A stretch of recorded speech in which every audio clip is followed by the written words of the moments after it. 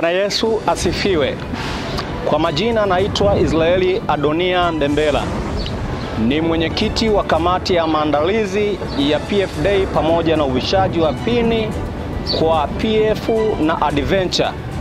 Katika kanda ya Yombo, Temeke na Mbagara tutakuwa katika kituo cha kanisa la Waadventista wa Sabato Mbagara. Na moto wetu wa PF Day mwaka huu ni kujihusisha kwa makusudi maalum. Kila mtafuta njia ameumbwa kwa makusudi.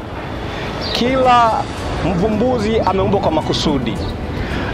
Nipende kuchukua fursa hii kuwakaribisha wakurugenzi wote wa PF, wakurugenzi wote wa Adventure, PF wote wa kanda hizi tatu, pamoja na wazazi wote na washiriki wote wa kanda hizi tatu, kanda ya Temeke, Mbagara na Yombo, wote ninawakaribisha. Karibuni sana katika tukio makini, tukio ambalo limeambatana na programu mbalimbali, ikiwepo programu ya uvishaji wa pini pamoja na tuzo pamoja na nishani.